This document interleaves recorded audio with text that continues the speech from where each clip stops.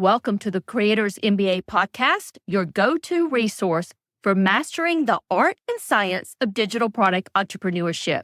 My name is Dr. Destiny Kopp, and I help business owners generate consistent revenue from their digital product business without the need to be glued to their desks, constantly live launching, or worrying about the social media algorithms. I hope you enjoy our episode today. Hi there, Destiny here. Welcome back to the Creators MBA podcast. And today I want to walk you through one of my biggest mindset shifts that have helped me build a business I can actually sustain without that burnout, without constantly starting over, and without chasing those shiny objects every single week, which is very difficult for me. And if you have ever looked around and wondered, how do some entrepreneurs seem to do it all while I am stuck in the figuring it out phase? Let me tell you, it is not just about systems or better time management.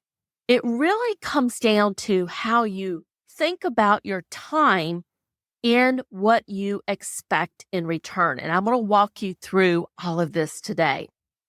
So most of us are told to focus on ROI, meaning our return on investment. And I would say absolutely yes, that matters.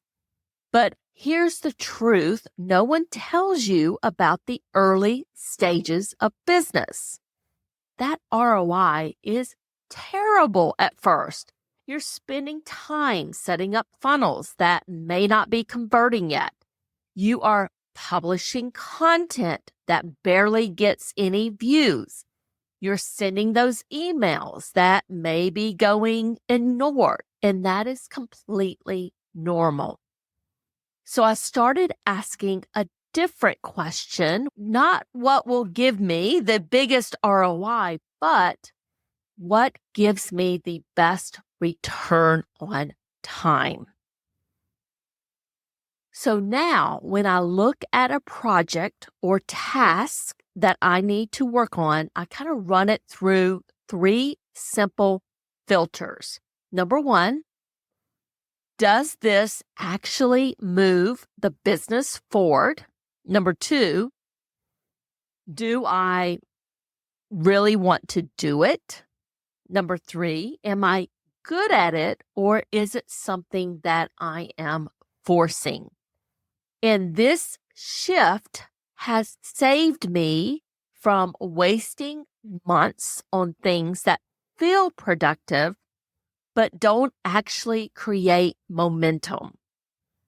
And it's one of the reasons why I have paused social media for my personal brand, said no to launching on Product Hunt for our newsletter Profit Club collaboration app, even though I really wanted to do that, and really focused on things that I knew were really driving results in my business, like, for the most part, skipping bundles and only saying yes to certain summits that bring in the right people, because time is a resource for me. And unlike money, you can't get that back. So I built both of my businesses, Hobby School and my personal brand, which is my destinykopp.com brand, around what I call rinse and repeat system that runs off of one core tool. And that is my promotional calendar. That calendar tells me what I'm selling, when I'm promoting it, and it also helps drives the content that supports all of that. So instead of reinventing the wheel every single month, I anchor everything around these core promotions, and the rest of the content and everything that I do basically flows out from there. So here's what that looks like in real practice. So for Hobby School, we run 5 live summits this year. Each one of them promotes a VIP pass and it ties into one of our memberships. I have a weekly newsletter, podcasts, blog posts, and all are created to support that particular summit topic. For example, if we are running the Monetize Your Craft Summit, then the newsletter that week, it is focused on how to make money from your creative work. The podcast, the same topic, the blog, the same. And here's the kicker. I am not creating new content just for fun. I'm doing it because it directly supports what we are selling. And then for my personal brand, I host live webinars almost every single month to promote my memberships, which are the Digital Product Growth Lab and the Newsletter Profit Club. And in between these webinars, I also drive traffic to Tripwire funnels or promote the workshops, I should say, that we're doing in these memberships. And people can either buy them separately, which is a lot higher price, or they can join the membership and get that content for free. So all of the content that I'm producing, whether it's my podcast content, my newsletter content, it is always aligning with what I am doing that particular month. And if something works, like I run a particular webinar, I don't reinvent it.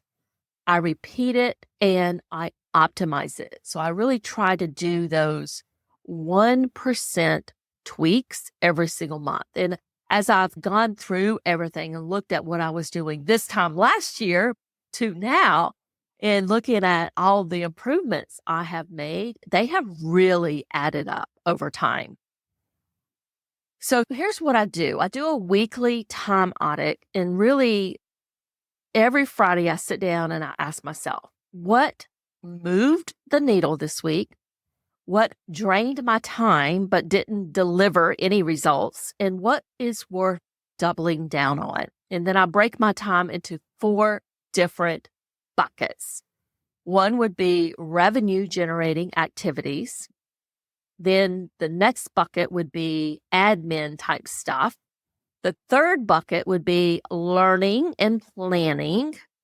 And then the fourth bucket would be busy work. That is disguised as progress. And once you see that breakdown, I think the decisions become much clearer. For example, do I build out another $15 digital product for my Shopify store, or do I double down on a summit that's already brought in over $20,000 in VIP pass sales alone? So that's not even a question anymore. And here's where it gets even more powerful. One thing I've started doing this year is evergreening our events. We put so much work into these events, lining up speakers, writing the emails, building the funnels. So I wanted a way to get more mileage out of them, basically that rinse and repeat model that I've been talking about. So here's what we did. After the live summit ended, we are repurposing that into an evergreen version. So everything basically stays the same. So we're not having to reinvent the wheel. But in the months where we are not running an event for the first time, like for instance, last month, we reran the Monetize Your Craft Summit that we did earlier this year. And in fact, it was in January of this year. We reran it in June. So everything was done.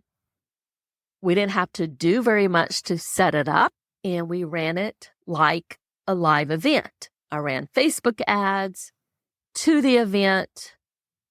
We had all of the speaker presentations set up. So the day one expert speaker presentations go live on day one. People have 24 hours to watch them for free. Did that the same for day 2 and day 3. So we ran it like we would a typical live event, but it was evergreen, right? We have already done all that work. We didn't have to reinvent the wheel there. And then we use that summit to guide people into our part-time passion club, which is our membership for people who want to monetize. So that 1 week of live work now becomes a lead generator and a revenue stream that we can use over and over and over again. So if you want to start applying this to your own business, here is what I recommend for you. Number 1 is audit your time. I want you to track how you actually spend your work hours this week, not how you wish you would spend them, how you really do. And then I would rate your activities. You can use a simple 1 to 10 scale. So 8 to 10 might be high ROI type activities where you are working on maybe sales, working on your offers, working on your marketing. Medium ROI, return on time, might be 5 to 10 where you're working on admin, support type stuff that just has to get done, supporting your clients, your students. And then low return on time might be something that you would rate between 1 and 4, which might be scrolling on social media, focusing on perfection. I definitely had to let that go for sure. And really overthinking and over researching. Sometimes you just got to put a stake in the ground and move on, test it and see if it works. And then what I would encourage you to do is to make one shift. Trade 30 minutes of these low return on time type activities for 30 minutes of high return on time type work. So maybe do some less inbox time and more pitch emails, less Canva tweaking and more client conversations, less new project planning and more repeating what already works. And then every single week on Friday is when I do it. Do a review and ask yourself, what gave me the biggest return this week? What drained me for no reason? And what gets my best hours next week? And I think when you are shifting just 1% of your time, you will make a noticeable difference over the next 30 to 60 days. And I would say that the hardest part about return on time thinking isn't the math. It's admitting that half the things we do every single day don't really matter. They're not moving the needle for you in your business. So we're focused on this busy work because it feels productive, but your business doesn't care how busy you are. It only cares about results.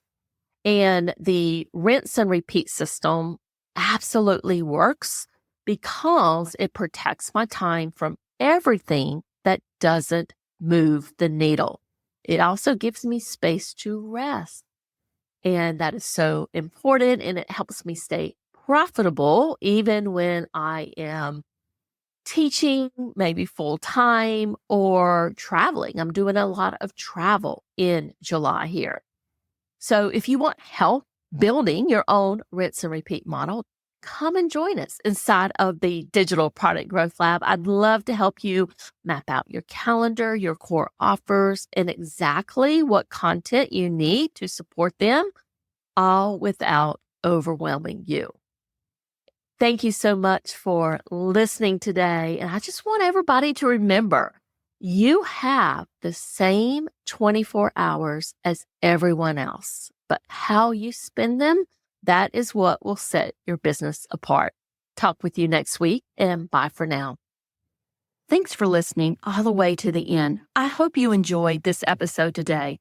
If you loved the show, I'd appreciate a review on Apple Podcasts or your favorite podcast platform. Have a great rest of your day, and bye for now.